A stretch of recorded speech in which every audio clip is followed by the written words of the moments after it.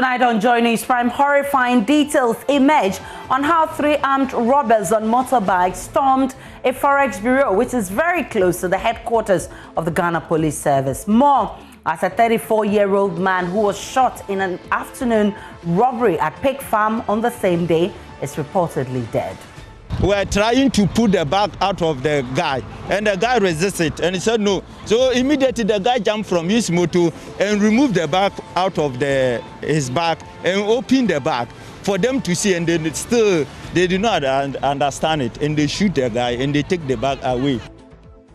In Parliament, the minority says disclosure by the Transport Minister that Frontier's healthcare services made $16.2 million from COVID-19 testing at Ghana's airport in the last 4 months of 2020 is evidence that the arrangement is bad for Ghana. Oh, his explanations have rather exposed further rot contained in the agreement.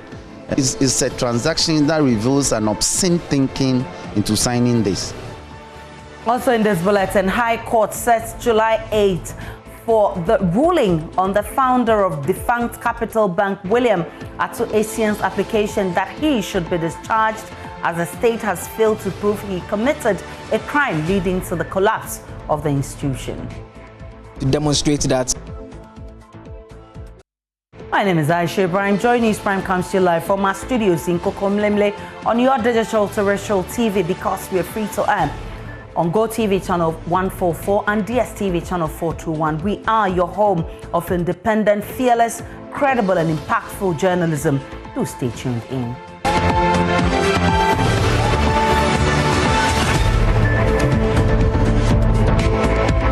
Many thanks for choosing us. In the world's race to end the pandemic COVID-19, there have been over 2 billion doses of vaccines administered in 178 countries so far. Ghana has administered more than 800,000 doses as of 30th May 2021, with current active cases of 1,092. The number of jabs given represents a little over 2% of the country's population. Let's take a look at Ghana's COVID-19 statistics right here on your screens. Ghana's COVID-19 cases versus vaccination. 852,047 people were vaccinated as at 7th May 2021. That's a representation of a little over 2% of the country's population. As at June 5, 2021, 94,369 cases had been recorded, 92,488 recoveries, 1,092 active cases, and 789 deaths recorded.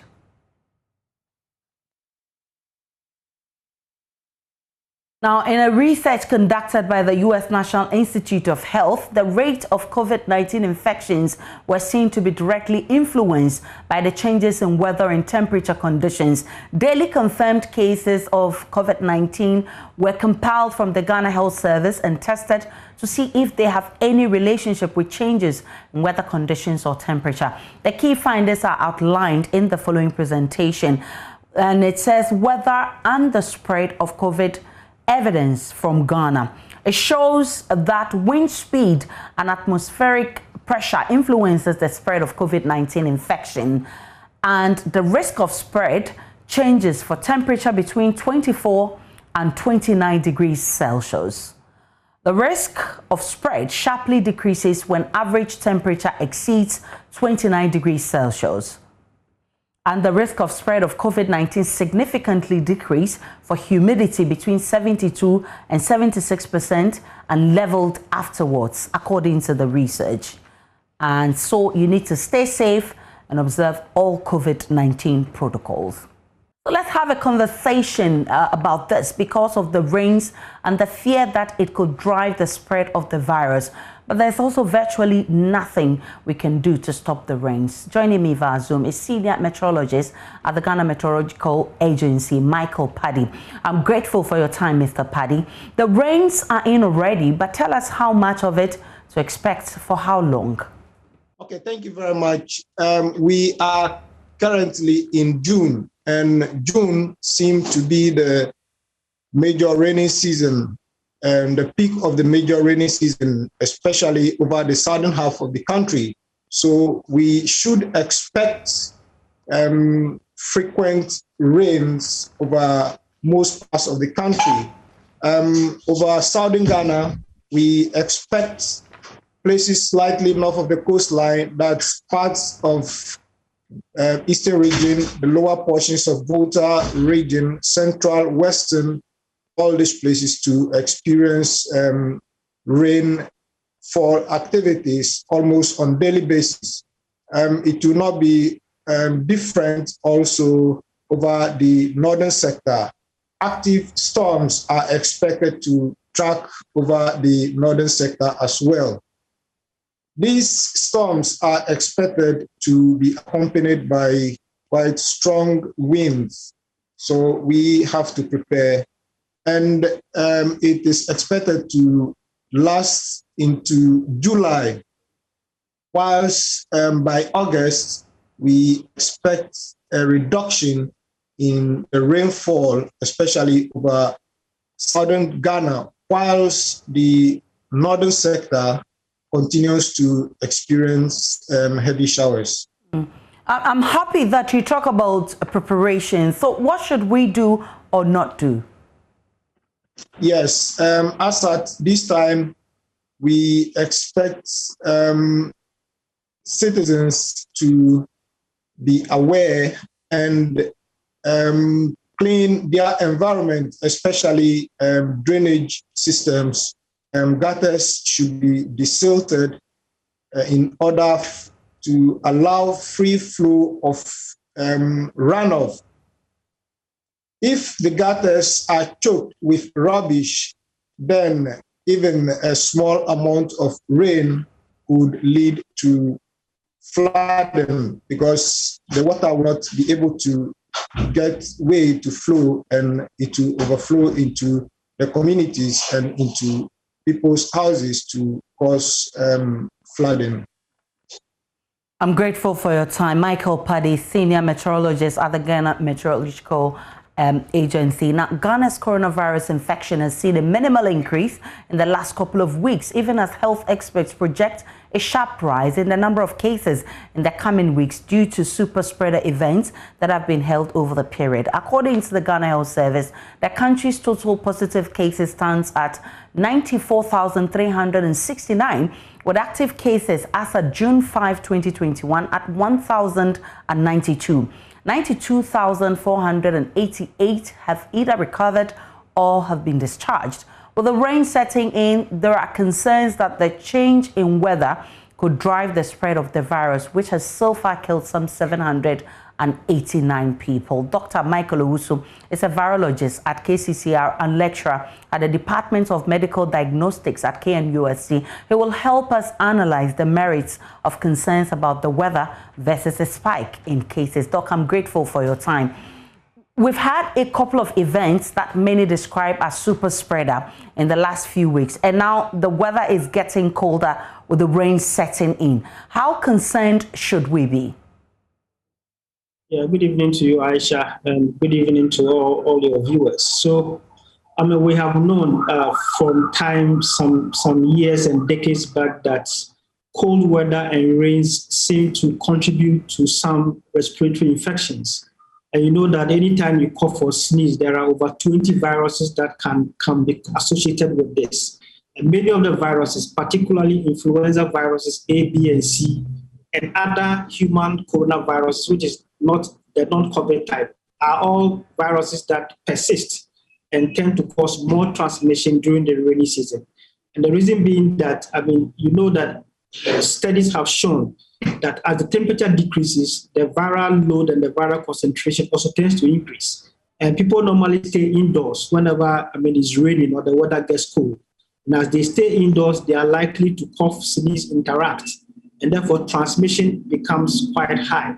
So as people stay indoors and as they get cold and shed this, it's likely that this may contribute to a possible increase in the reproductive number of the virus, and therefore we will expect that every respiratory virus, including SARS-CoV-2, could increase. And we also have to be aware that It's not only SARS-CoV-2 that tends to cause problems in the rainy season, but influenza A and respiratory syncytial viruses also tend to cause problems. Even para-influenza viruses could also cause some subset numbers could go high during this rainy season, which is why we still have to ensure that we follow through these COVID protocols and put on the mask. I mean, mask is able to help use almost all types of the respiratory viruses. And once we adhere to this, we have a better chance of keeping this at low numbers and not allowing the transmission to go on. So now that we are going to have a lot more rain and reduced sunshine, what new or different preventive steps should we take to keep safe and stem the spread of the virus?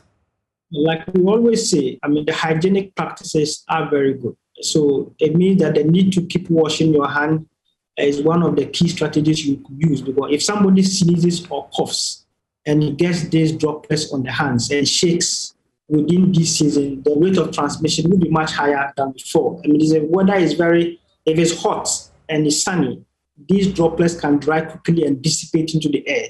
But once it's cold, it takes some time for the droplets to dissipate into the air. So the droplets tend to remain on surfaces for a prolonged period of time, which means that if you're able to clean surfaces with your alcohol, 70% alcohol, wash your hand adequately, put on your mask, you have a better chance of keeping it at low numbers. But if you don't do that, it means that you cause the virus to survive on surfaces. And once they survive for a prolonged period of time, the chances of transmission and infection tends to increase. And these are things that can drive the virus numbers to go very high. So we still need to follow the protocols and ensure that we adhere to them even much better than we are doing before. And this is what I think can help us as a country. Does the change in weather play any role in the warning of a possible third wave?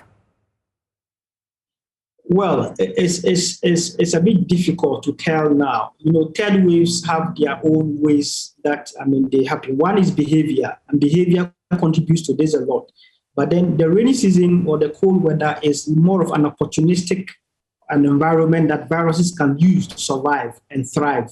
So if people are not following through the protocols, and then you have these variants get a chance within this season, they are likely to spread and move very faster.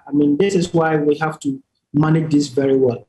It's difficult to tell whether you're going to have a third wave because it's rainy season, because we don't have much evidence on the ground to suggest it. But then if you don't follow through the protocol well and the conducive environment is created for the virus, what it means that if one or two people even get in within this season, they have a better chance of causing possible outbreak and spikes than the people coming in during the high hot weather season. So we just have to manage this well and ensure that we don't do things that will create an environment for the virus to survive and to drive us to a point where we get to a third wave, which is something that can be very disastrous for us as a nation if we allow things to go that way. Dr. Michael Owusu, I'm extremely grateful for your time. He's the virologist at KCCR and lecturer at KNUST. Let's stick with COVID-19, but this time talk about the frontiers healthcare services, because Transport Minister Kwekwe Siama has disclosed to Parliament that the Frontiers Healthcare Services made $16.2 million from COVID-19 testing at the Kotoka International Airport between September and December 2020. Responding to questions on the floor, he explained the company's agreement with the Ghana Airport Company Limited gives it $10 of $150 charged for every test, whilst Frontiers keep the rest of the $140. He says the total revenue that accrued during the period was about $17.3 million. Mr. Speaker, per the concession agreement, Ghana Airport Company was supposed to receive $10 as royalty per each test done, and Frontier Health Service was to keep the rest at their service charge. And the total cost for one test was $150. So the Frontier Health Service share was $140, while Ghana Airport Company received $10. Mr. Speaker, it is intrusive to inform this August House that between September and December 2020, the total amount realized from the COVID-19 testing at the Kotoka International Airport was $17,359,500. As per the concession agreement, as stated earlier, Frontier Health Services retained $60,202,200 for its services from September to December 2020. The Ghana Airport Company Limited, on the other hand, received $1,157,300 for the same period as royalties accruing for COVID-19 testing. Mr. Speaker, during the period under consideration, a total number of 117,187 persons came through the Kotoka International Airport. Out of this number, 115,730 passengers paid for the testing, while 1,157 passengers, consisting of children between the age bracket of 5 to 12 years, were exempted from paying for the testing. NDC MP for South Dai, Roxanne Dafiama tells Joy News the arrangement is a rip-off. His explanations have rather exposed further rot contained in the agreement. And I think that from next week, this matter will be erupting. It's a transaction that reveals an obscene thinking into signing this. You don't enter into a transaction that gives about 85% of profit to an entity and you take 10%. When indeed there are other state entities that were capable of offering the service. So it means we are simply throwing money away.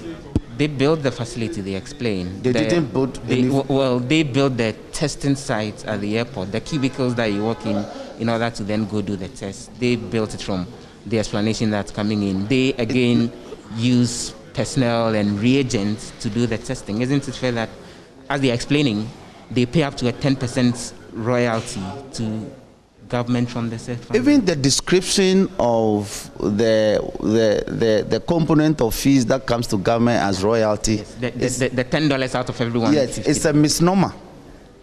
If you go and look for the meaning of royalties, it's a misnomer.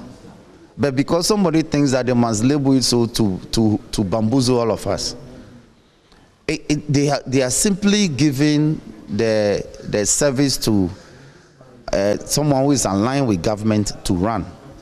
I insist, building of cubicles, which can be built by apprentices in metallurgy, people who do MTN and Momo transactions, they build those kiosks and cubicles easily by the roadside. People who sell phones at Circle build those cubicles by the roadside. We have offered space, very expensive space at the airport. That's why I asked. The airport spaces are leased on per square meter basis. How many square meter size at the airport are they occupying? To determine the rent and to actually determine whether or not what is coming to government is accurate. Away from Parliament, Europrimer Industries, producers of food and household chemicals, have presented items worth 500,000 cedis to hospitals within the Ayawaso West Wogo municipality to help fight the COVID-19 pandemic. The municipality has been identified as one of the hotspots for the pandemic. Head of Finance of the company, Frank Prempe, told journalists at a short ceremony in Accra today that it is worrying to note that the attention given to the pandemic seemed to have waned. We have done a number of donations all around the country at the height of the pandemic and when it started, the northern side of Ghana and then the southern side of Ghana. We came to the realization that though the pandemic is not gone, it's still with us, the attention that it deserves and then the interest that it commanded from the beginning is waning and it's decreasing by the day. The company basically deals in food and household chemicals with noticeable brands like Santex, Soclane, Boom, and our latest introductions onto the market because of the COVID, which are our hand sanitizers of international repute, and WIS Act, which is largely for corporate institutions and for cleaning of surfaces to kill bacteria and viruses. It is to say that this is our home turf, and if anything happens in our home turf, we would also be affected. Receiving the items, Municipal Health Director Dr. Louisa Mate said health workers in the area would benefit immensely from the items and help them better deal with this virus. She asked for more from other organizations in the area. The importance of health cannot be overemphasized. Looking at how COVID has threatened our lives and has undermined a lot of resources for everyone, we really appreciate how far you have gone to spend over 500,000 Ghana cedis in honor and support of Ayawaso West Municipality. We appreciate it. We know that the prevention of COVID-19 infections, one of it is hand washing, hand hygiene, and those items are paramount in what you're giving to us today. We promise that we would use them for the work that you have brought them for, that it will go a long way to make sure that every individual that works in one way or the other in the Ayawaso West Municipality is protected from COVID-19. We would also make sure that some of these detergents get into the health facilities that use them in the care of their patients. Away from COVID-19, horrifying CCTV footage has emerged detailing how 3 gun-wielding robbers on motorbikes stormed a FOREX bureau, which is very close to the headquarters of the Ghana Police Service. It was around 3:25 in the afternoon when the men arrived on motorbikes and entered the building at the Honeysuckle Pub here in Accra, shot 2 workers and robbed them of their monies. Maxwell Agbagba has seen CCTV footage of the incident, and this is his report. The CCTV footage starts with 3 men all in helmets walking towards the Honeysuckle Pub, which is not far from the police headquarters. One of them in a red shirt, the other with a backpack suspected to contain the gun they used for the robbery. They walk very fast and enter the FOREX bureau, which is in the same building as Honeysuckle. At this time, they are out of the frame of the CCTV.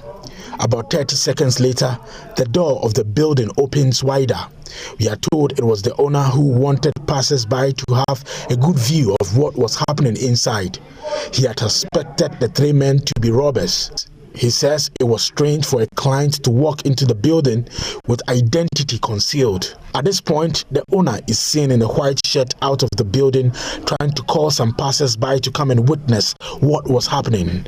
One of the robbers suspected the manager of the place was trying to get some help, so he comes out to verify. He is seen in the CCTV frame looking around for the manager, who stepped out from the building when they entered.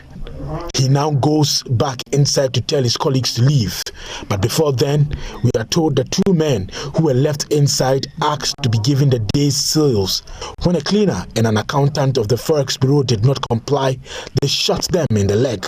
The bullet hole still visible in the glass door and the floor of the FOREX bureau. We are told the 2 are now receiving treatment at the 37 Military Hospital. We are told the robbers bolted with an unspecified amount of money, which was in the possession of the accountant of the FOREX bureau. This is the crime scene where the incident happened yesterday at exactly 3:25 p.m. Many of the workers and people who've been speaking to here say they are alarmed about the brazen manner in which the robbery happened. Now, just 100 meters away from where I'm standing, 2 minutes walk, is actually the headquarters of the Ghana Police Service. Next to it, this building is also the headquarters of the Ghana National Fire Service. Many people say they really did not expect any robbery to happen here around that time of the day. They come here, they manka there about 3-4 minutes. I dey hear bang. For me to I dey follow him. Time I dey come no, I dey get this thing call. I dey make the call. What time I dey reach here, I see some one man put the gun for my face. What time are they here? No, don't come my man says, make it calm down. The time they calm down, I hear the bullet, something like I swear one, or the bullet they hit my chest. Well, be there, no, they come, at the end, they run go. Time they reach here, An Accra High Court has said July 8 to rule on founder of defunct Capital Bank William Atto Asian's application that he should be discharged. This is the case in which he and 3 others have been accused of committing crimes, including stealing and money laundering for their roles in the collapse of the banks.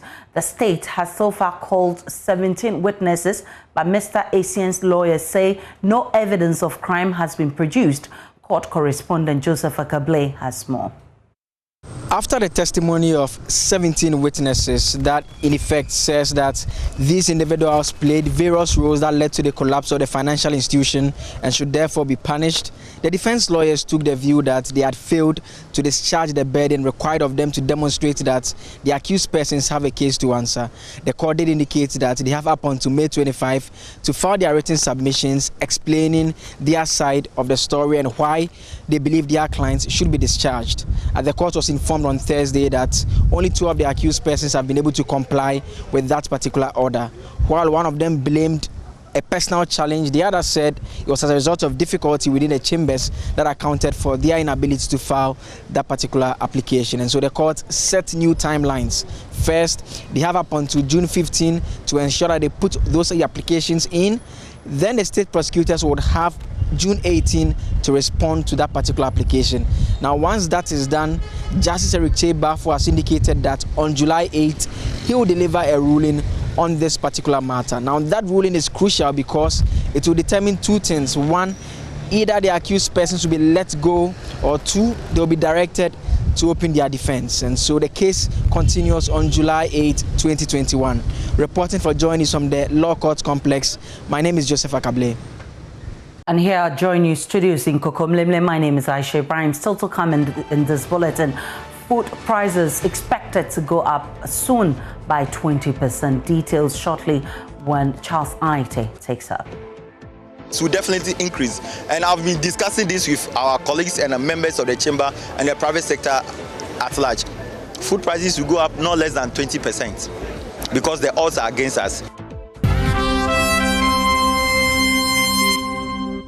Welcome to Business. I'm Charles Aite. Food prices are expected to go up by 20% very soon. That's according to the Chamber of Agribusiness Ghana. The Chamber attributes the possible increase to recent hike in prices of fuel and transport fares. The Chief Executive of the Chamber, Anthony Morrison, says the aforementioned factors have led to an increase in the cost of production for farmers. He spoke to Joy Business at the launch of the Ghana-Italy Agribusiness Digital Lab organized by the Italian Trade Agency here in Accra. Food prices keep increasing. The cost of inputs for food prices are always increasing because of the FOREX differentials and the cost of productivity. And we do not hedge our agro inputs, so the cost is always against the farmer.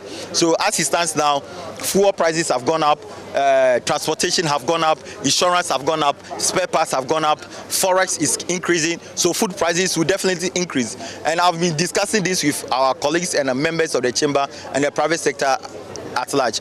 Food prices will go up no less than 20% because the odds are against us. The climate change is against us. If the farmer is going to do maize that is going to get like 4 tons and he's not going to get it, he's going to add a little bit on it. From 2018 up to today, maize, the price of maize have gone up over 30%. Okay, we used to buy maize at 58 cedis for 50 kg 2017. Today it's 120 Ghana cedis for 50 kg. This is not what we want to see. This will not help the poultry sector. Egg price have stabilized for some time, but today the price of 1 egg is 120, 1 cedi, 20 pesos.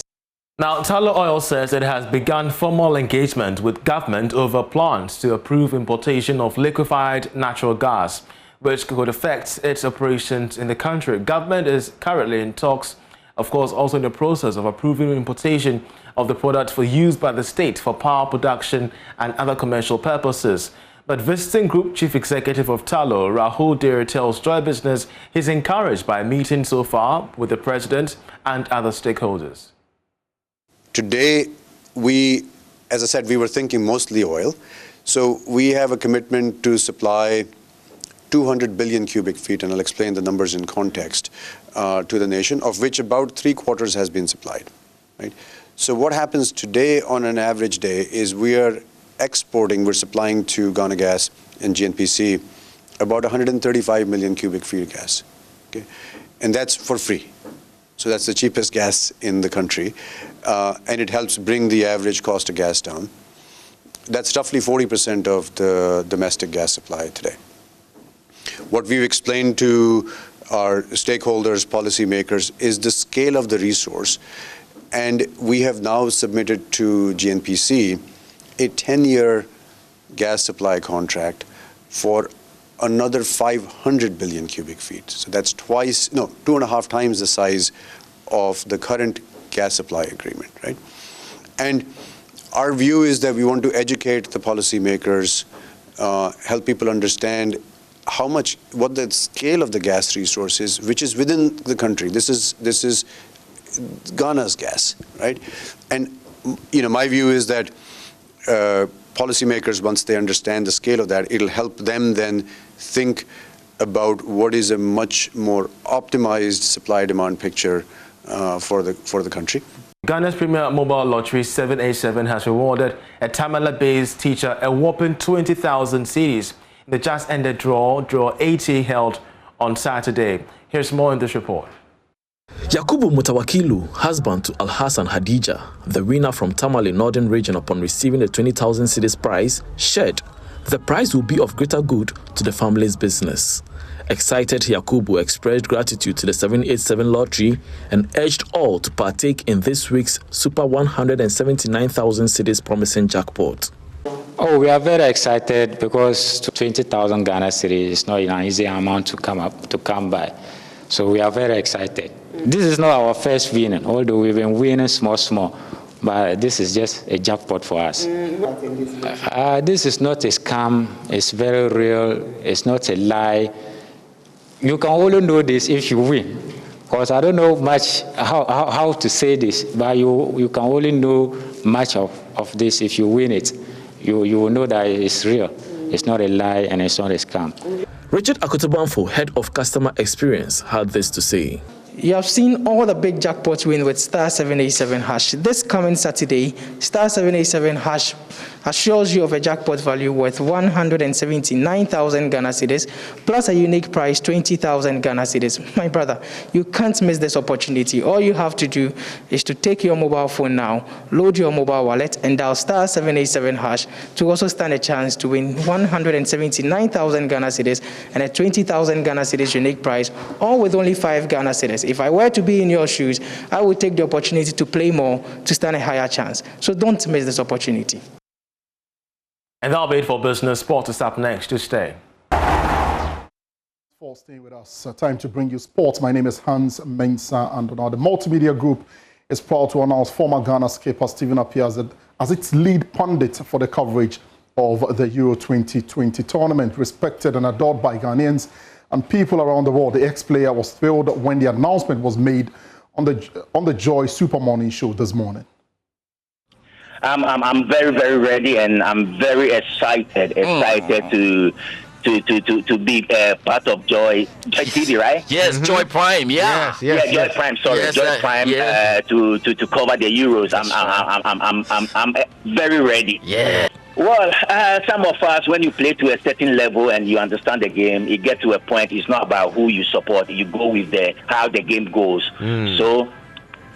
Hello? Yeah, we're here. Yeah, it depends on how the game goes. So, okay, right. As you said, I mean, in my career, I played in 2 countries. Let's say Italy and Turkey, and these 2 countries are going to play the opening, and I will be on TV. I will just watch the game, and whoever is playing well, whatever we have to say, we will say. That's it for this installment. We'll bring you more sports later in the bulletin.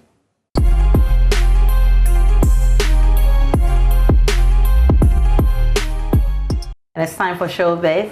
Beautiful Becky is here. She's in white. Yeah, E-Vibes. Every day, every time. Watch E-Vibes, people. So we're still on the conversation about high life music, right? Yes, and our identity. Yes. So Nana Asante Bedieto says that Secretary to the President says that the high life music genre is it's the Ghanaian gift to the rest of the world. So we must at any cost protect it. I agree.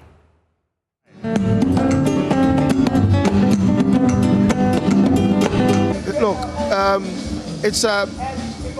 it brought a different genre to world music. Everybody says that the basis of high life music can be found in that old song Yampon Sam. Simple rhythm, simple beat, but that is the wellspring of all high life music. And from there you got people like Osibisa, Uhuru, that Kojo Yanka mentioned, Hejole sounds, different types of Ghanaian music, all springing from this simple beat called high life. It is what our gift to the world. Yes, absolutely.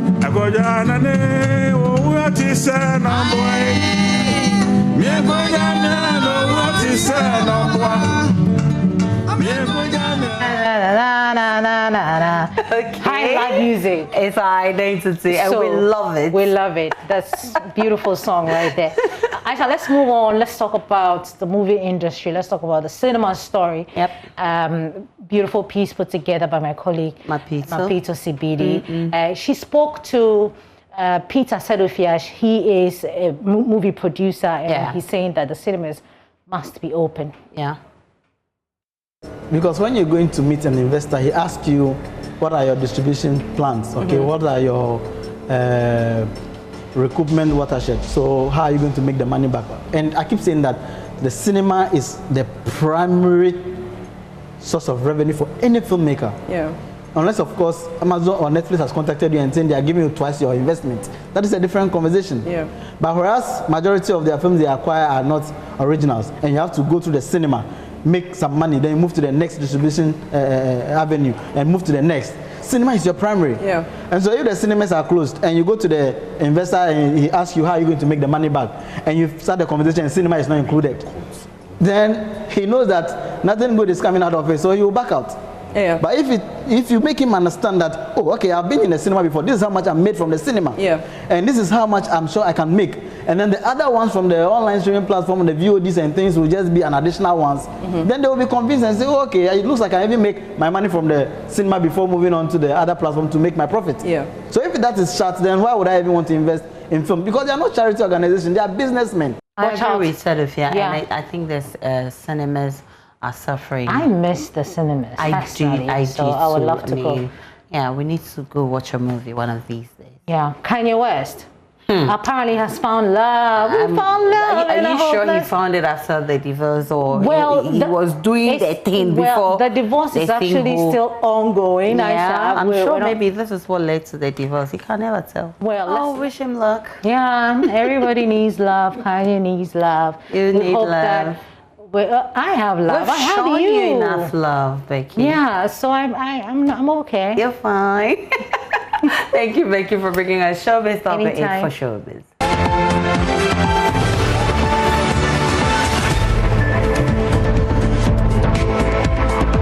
To the rest of our story, General Secretary of the largest opposition party, the National Democratic Congress, Johnson Asiedu Nketia, says the NDC is the party that prioritizes the growth and champions the development of the country the most when in office. For the first time in its history, the NDC celebrated the anniversary of the party without the presence of its founder, Jerry John Rawlings. My colleague Kwikwa Asante has more in the following report.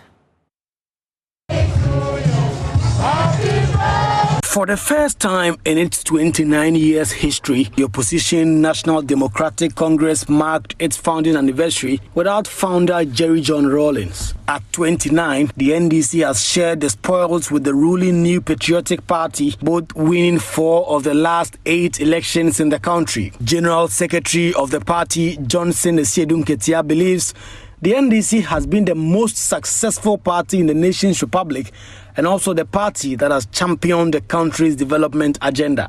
You agree with me that maybe our performance could have been better. But as we stand here, the NDC remains the most successful party in Ghana since our independence. So we have every reason to be proud of our party.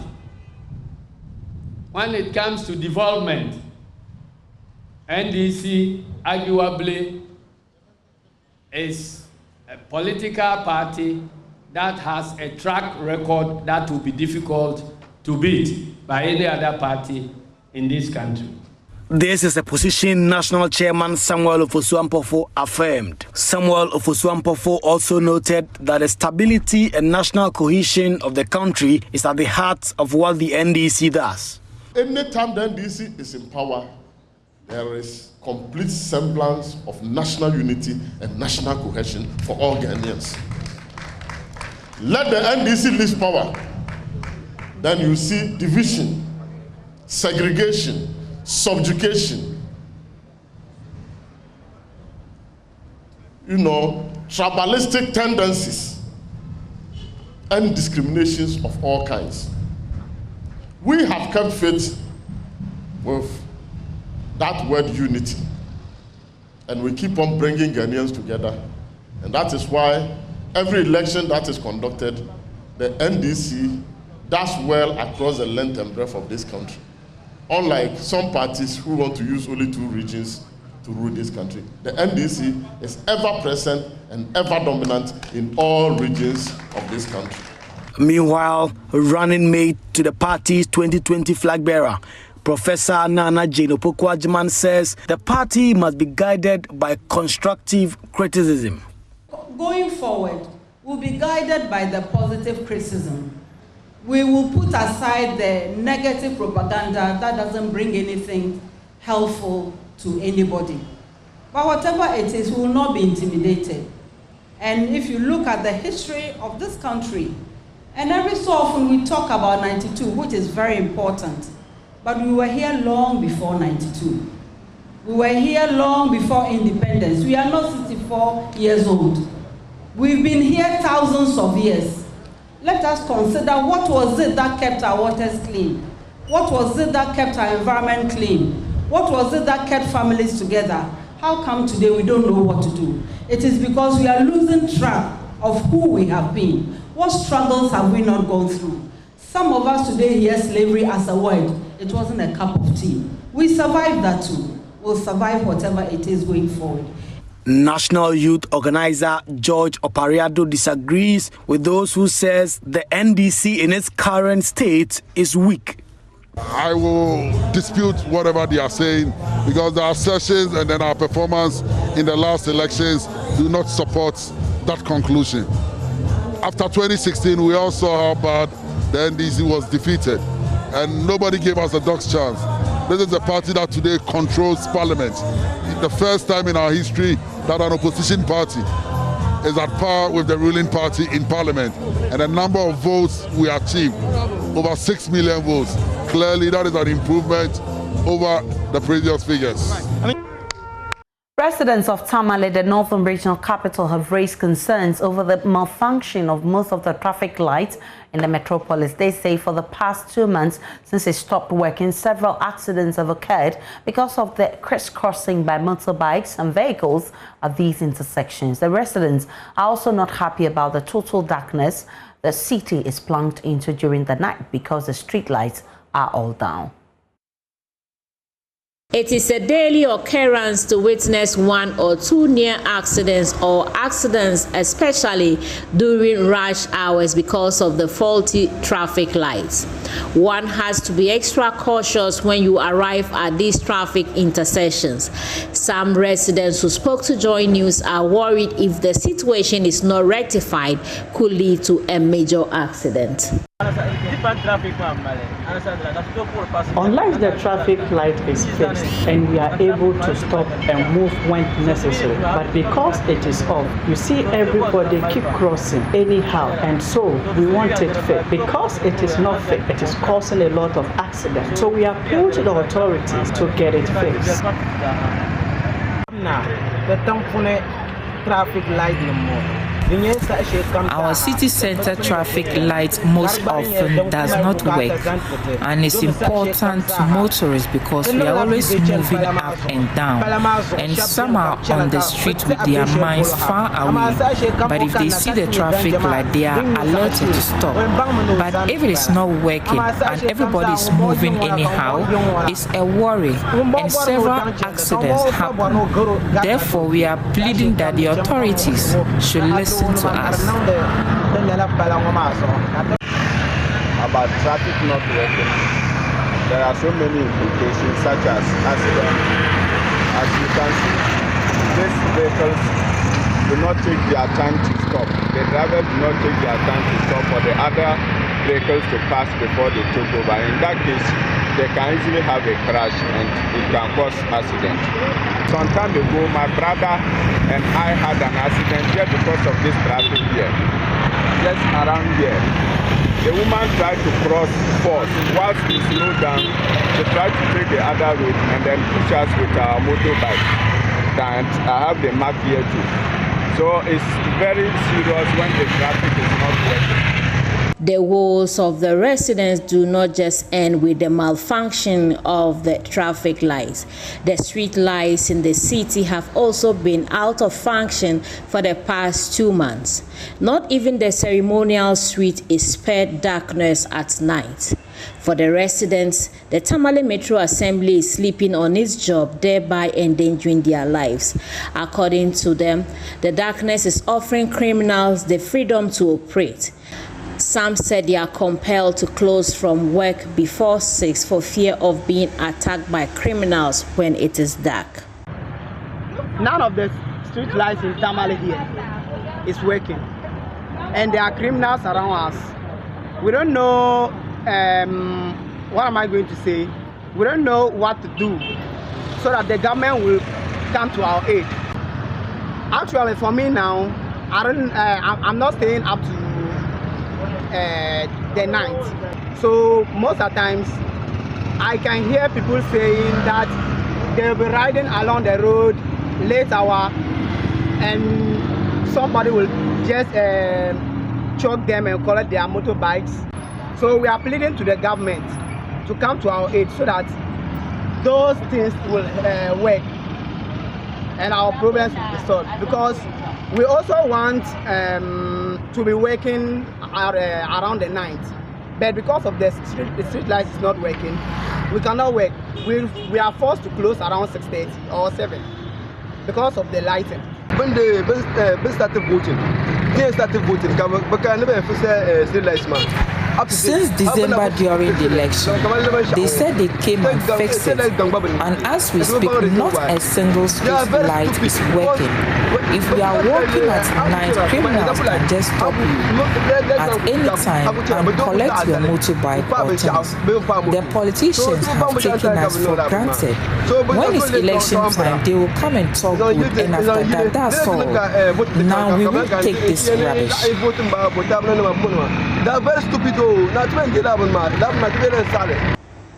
Meanwhile, the Tamale Metro Assembly says it will take a while for the assembly to be able to raise funds to fix the street lights within the metropolis.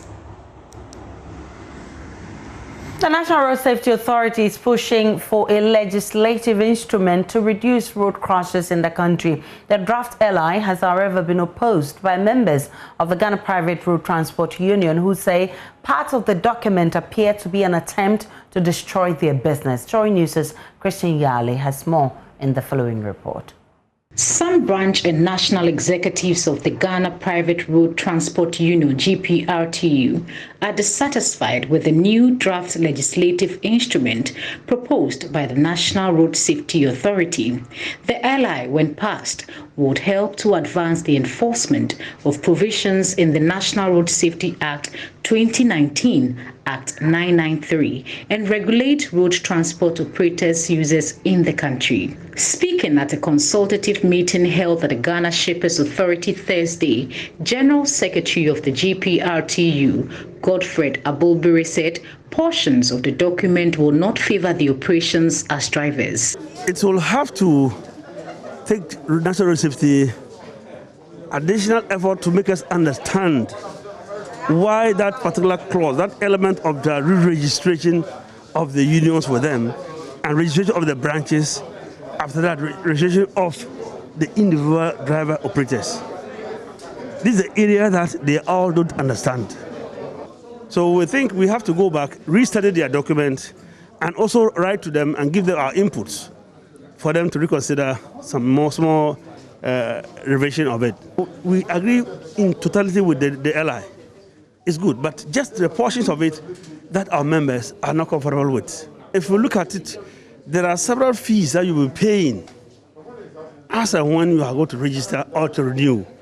So that is where our members are not comfortable with. Director General of the National Road Safety Authority, May Obriyeboa, called for cool heads to prevail, adding that their grievances will be addressed. The assurance is that that's why we're having a stakeholders meeting, but that does not also mean that whatever they say is what we will take. That's why we are deliberating.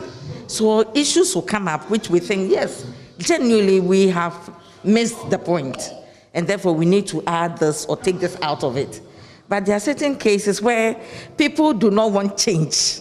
And therefore, when a change is coming that will compel them to do something, they will still resist it. In those cases, I think we don't have to compromise. Because we always want to say we go abroad and everything is nice and the safety is excellent. How do they come by it? They have rules and regulations which they are going by. And therefore, as a nation also, we need to put rules and regulations there and enforce it. So definitely we'll listen to all our stakeholders. We'll genuinely take the ones that will help us as a nation, because I'm not immune to road traffic crashes. Neither is that person also immune to it. We are in a transport sector. Can we be in a transport sector without transport operators? Is it possible? So we are not here to fight. No, far from it. And we are not here to let you lose your job. For what? And on our Drive Safe campaign, barely 5 years after its commissioning, the road furniture that came with the 74.88 million euro Kwame Nkrumah interchange is fast deteriorating. From broken traffic lights to malfunctioning street lights, portions of the road are increasingly becoming dangerous to use. Several people have lost their lives just trying to cross from one side of the road to the other. Pedestrians and other users of the stretch want government to immediately fix the traffic lights to avoid any other death. Manuel Cranton reports malfunctioning traffic lights have been impeding free flow of traffic at the Kwame Nkrumah Circle. My colleague Manuel Cranton has more in the following report. This is just about 100 meters from the VIP station at Circle here in Accra. But this is what is left of what's supposed to be a functioning traffic light. For 3 years, patrons of this particular road have used the stretch without a functioning traffic light. Well, a lot of the patrons tell me that a number of people have been knocked down, some of them losing their lives in the process.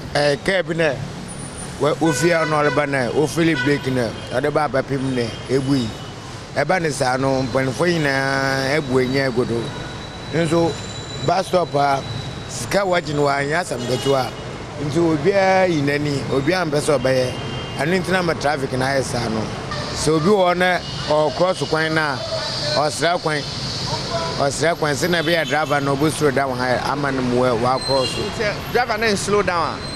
When slow down, and so you know. I'm saying a car, a bunker for our I car, that's a grand one we can go. Calabo do us because of traffic light. Yeah, because of traffic in human. No, one thing is in there. We will not cross the coin on Yabutre or the by force, not the cross. No drivers now are so. You be no expensive driver. An internal man, cars Boba man for and for most of the pedestrians, they'd have to walk more than 100 meters to get a clog of vehicles to be able to cross the road. This is a very problem the traffic lights are to solve. Yaba obi wa hopa ne chawa obeti obi wa haswa wa hu baba kura na wajina so usua ne ama obagina ho saa ubre This original sa omo nyina akọ we na wa che. Ya to obo am be na be 6 years ago. Answer na omo ye flower. Ani omo ye nyina na ye wo ha. Okay. Na say traffic light na say and so amanfo moto bonipa ka bonipa. Na say ya no ma sisi wa na light so jana be so asay and so biom yes ban so me ni mai ya de say de say light ni so ye ha le wo no yidi dwanadwo anadwo de ton ma you dwanadwo na yesu yes so light na say no me ni mai na ye kama mai we do mama ye ade mo chia o aso be 3 months kula aso 3 months we be 9 months ago ni enye adwuma light no enye adwuma a traffic light me say aha de no podi enokra light no kra ni so kra e tire hono na ni nyina asese e bi no ye adwuma ye ne atmato se kra che we bo head we ba se ba 7 years ago de koso bia minim e me sim to nyina ba sa ma fo twa mu no wode tutuma na efe pa e ni nyina clear free hono. For a long time the traffic light is not working and at the same time it can cause accidents at this place, so that's what we are planning so that okay, nobody is telling us anything. Nobody is telling us anything. Nothing. We just the main problem is the traffic lights. We just look left and right. We just look left and right before we cross the road. But some of us respect the traffic light. Some of us doesn't respect the traffic light. What you say? Circle hano. Aha suye. Na kaso so efa hapa.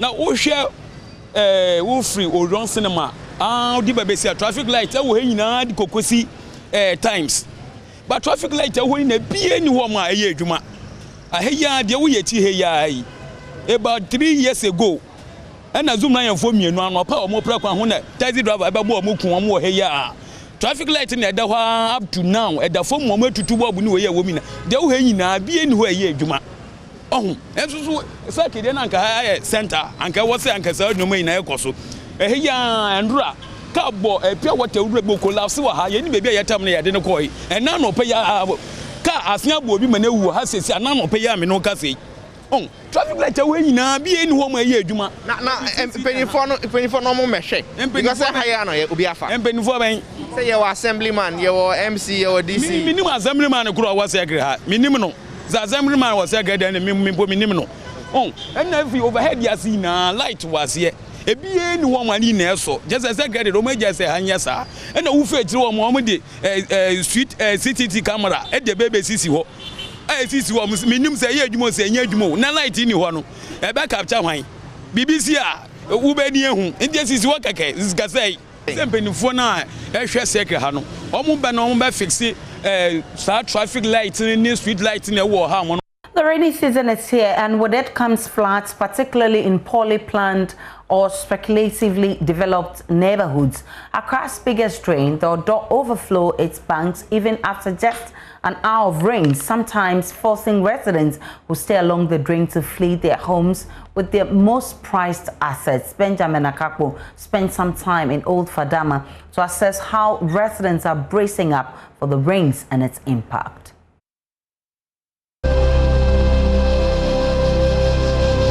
It's been called one of the most polluted places on planet Earth. And just a short distance away, you would see a lot of burning appliances or e-waste, human excrement and rubbish forming heaps for as far as the eyes can see. This is Old Fadama, and the story we're about to tell is actually nothing new. Year in, year out, we see the situation in terms of sanitation and flooding.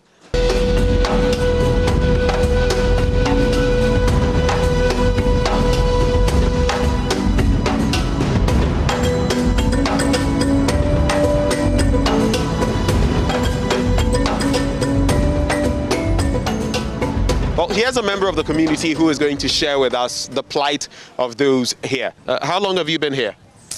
Oh, let's say about 5 months going now. Yeah, 5 months. And what do you do? I just do mobile money just here. Okay, so in these 5 months that you've been here, of course, there is the sanitation situation and when it rains as well. I'd like you to share with us, what do you think about the sanitation situation here?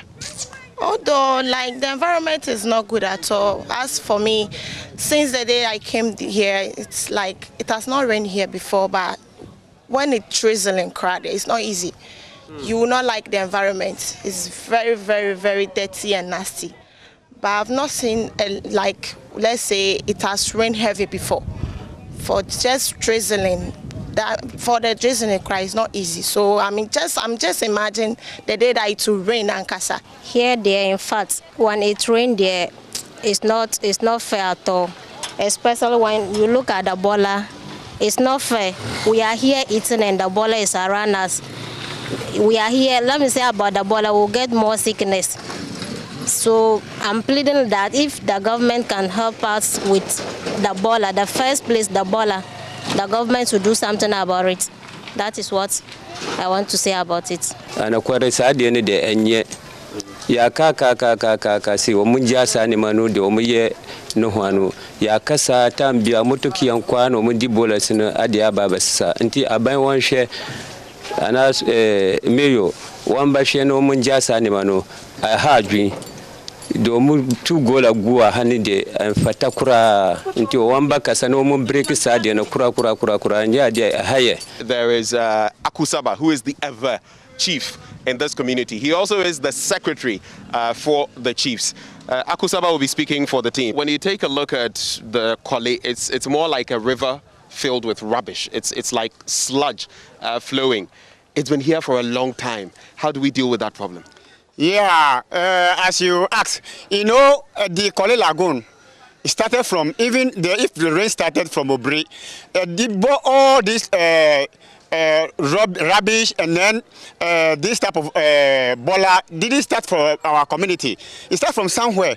But we, the leaders in the community, we protect the Kwale Lagoon so that we can manage, so that if there is time for rain season, we cannot have a rain problem, so that we cannot get a river to enter our structures. So we start that. So by doing that, that's why we sit down with the mayor, so that we need to give some space so that they can be drained the Kwale Lagoon. We're coming to you from, well, Old Fadama, right close to where the Kwale flows. And these are some of the problems in the area that have been highlighted today as we've brought them to you. Benjamin Akakpo for Joy News. It's been a huge campaign aimed at educating children on hygiene and healthy snacking habits. The Fanchoko School Caravan aims to impact about 100,000 basic school children from a selected 180 schools in all the regions of the country. Today, FanMilk Ghana awarded winners of the 2021 wrapper collection promo under the Fanchoko School Caravan project. There's more in the following report. We are here to reward the overall wrapper collectors in Manhyang TMA who collected a collective amount of over 25,000 wrappers. And in the 100 schools that we went to, we collected over 1.5 million wrappers. And this I am very proud of to say we are a part of as FanMilk Ghana Limited. Launched in 2017, the Fanchoko School Caravan program aims at sensitizing primary school children aged 8 to 13 on the impact of plastic waste on the environment and on healthy eating and snacking. The goal is to touch 1 million lives of primary school children by 2030. What we did realize was that there was a lot of issues around plastic waste management in this country, which caused a lot of floods, even when it rained. So our initiative in the schools was to be able to sensitize kids, because we know if you train a child in the way he should go, when he grows, he will not. Since the COVID-19 pandemic, the program now also includes education on adhering to COVID-19 hygiene protocols of mask wearing, social distancing, hand washing, and sanitizing to ensure everyone's safety. Today, the caravan's next stop was the Manhyang TMA school. This year, 2021, we added another level to this initiative, which was the sensitization on adhering to protocols of COVID-19. And I'm glad to see that we've not had a lot of incidences when it comes to this school, the schools that we've gone into, because the children have adhered to some of the education that we sent to them. The children were taught how to properly dispose of waste and choose healthier snacking options. In 2021, the caravan aims to impact about 100,000 basic school children from a selected 180 schools in all the regions of the country. We'll take a break on Joy News. When we return, more in business and sports shortly. In business, the ECOWAS Community for West African States, ECOWAS, has expressed concern over recent alarm raised by the European Union regarding some unsustainable fishing practices here in Ghana. According to the Director of Agriculture and Rural Development of ECOWAS, Alain C. Teroy, Ghana is a key member state and any action by the EU is likely to affect others in the SAP region. He spoke to Joy Business on the sidelines of a regional workshop on the popularization and dissemination of strategic framework for sustainable fisheries and aquaculture development in Accra. The regional workshop, among other things, is expected to help member countries identify weaknesses and study best practices. It is also to end with a roadmap on the implementation strategy for the framework on sustainable fisheries and aquaculture development in the sub-region. According to the Regional Director for Aquaculture and Rural Development, Alain C. Teroy, the regional body, through partner agencies like the Food and Agricultural Organization, is committed to helping Ghana and other member states to deal with the menace of illegal fishing. Programs such as PESCAO and FIRST program have helped all the members. We already have now today strategic action plan. If there is a word to say now, time has come for implementation. Raise funds and help the youth people to invest on this sector and generate income, create jobs. This is the main objective of the strategic framework. Are you concerned about EU's current alarms that they are raising about EU fishing on our water bodies? Of course, we are concerned about it, but it's mainly bilateral negotiation. You know, ECOWAS, even though the member state give us some go ahead in terms of community law, member states still have the sovereignty somehow on some topics that are related to bilateral cooperation, bilateral negotiation. So we leave that one to the member state officials. Now we help at the regional level to share lessons, to share best practices so that member states will learn from each other and empower themselves. Meanwhile, the Chief Director for the Ministry of Fisheries and Aquaculture, Kwesi Amohempson, believes the efforts by the regional body will go a long way to help the countries fight illegal fishing as well as promote sustainable aquaculture. There's the need to address that one and also find out how best you can fill any gaps.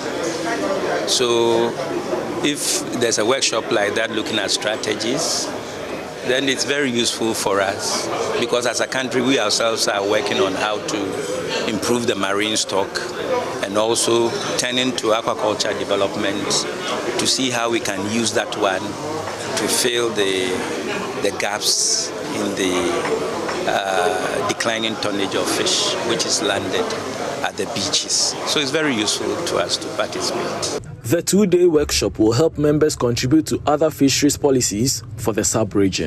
The Environmental Protection Agency, EPA, says the reclamation of Galamsey degraded lands by persons without the expertise can cause disaster in the future. The chief executive of the EPA explains that poorly reclaimed land can sink, leading to loss of lives. Nana Aljima has more in the following report. In dealing with impact of small-scale mining, some communities affected by the menace have taken to the reclamation of the lands. Some are recalling the miners to undertake the restoration. Mr. Kokufu explains, though the effort is commendable, it must be done right. I've heard people who have reclaimed the land and all that. That poses yet another danger because you just go in there, do simple backfilling, and with time it will just sink in, and people unsuspectedly will just get underground there. So scientifically, there is a way to do it. First, you put the rocky materials down there, then you cover with the gravels. That's what we call the bedding soil, and then the topsoil, which contains the nutrients, soil nutrients, will then be covered. And then you go further to rehabilitate it. That's where you put on the vegetation cover. Pits mined illegally lie gaping in many communities affected by Galamsey, posing threats to lives.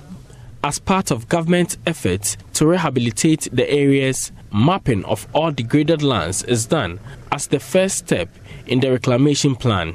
Mr. Kokufu says they are racing behind time to reclaim the areas captured, especially hotspot districts. already mapped out 5 hotspot regions: Ashanti, Eastern, the 2 Western regions, and some the Upper East. Yes, we've mapped them out to know.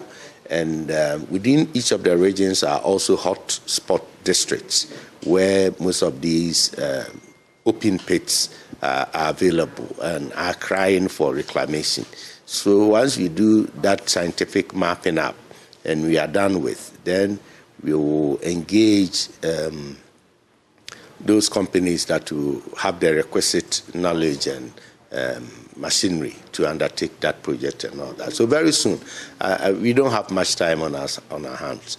Once these things takes off, it's going to create employment, necessary employment for most of the down-level participants in these illegal mining activities. I mean, those who go into the pits and who really do the job down there, they are ready and eager to come in and work with us at the reclamation level. And we will pay them considerably, I mean, comparable to what they go to the pits they get. Recent research have shown that they get about 30 cedis a day for doing 9 hours of pit work within these Galamsey sites. As part of measures to deal with further degradation of the land, the EPA is deploying officers to districts, especially those rich in gold, to ensure responsible mining.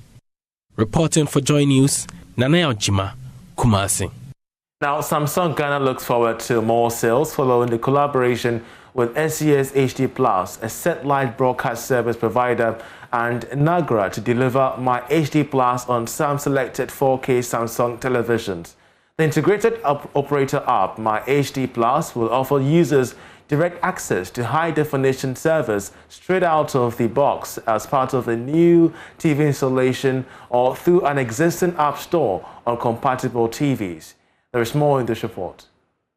The launch of My HD Plus app on Samsung TVs is a form of integration of SES HD Plus Ghana's broadcast service into some selected Samsung TVs using high-definition service provider NAGRA's TV Key Cloud technology. Head of Electronics at Samsung, Benjamin Efrifa, is upbeat about sales following the integration. He believes customers understand realism and would opt for high-definition televisions. TV is about picture quality and also being able to experience the best in sound and image. So, of course, once we start broadcasting in 4K, the end user or the customer, the Ghanaian customer, can get to now understand what we've been talking about, the best in sound output, the best in picture quality, realism as it should be, TV as should be. So yes, for us, we expect this to be a game changer for us to expand our sales beyond what it is now. Minimum price for a 4K TV is 3,000 Ghana cedis, and it cascades upwards to as much as 79,000. It depends on the size that you're buying, of course. General Manager for SES HD Plus, Theodore Isampong, says the level of investment in this collaboration cannot be quantified, but the aim is to provide consumers with high-quality viewership. I can't quantify it, but yes, every partner has done all they can to make sure that this has become a reality. Well, the HD Plus product is available to all Ghanaians either via the decoders or the TV. So if you already have a multi-TV platform, you can just pick up a decoder, a HD Plus decoder, and have access to the channels in high definition. If you also already have a Samsung TV, you can download the app and be able to receive the channels on your TV if you're connected to the satellite. Well, that's how we end business. And that's how we wrap up the bulletin tonight. My name is Aisha Ibrahim. Many thanks for watching. Enjoy the rest.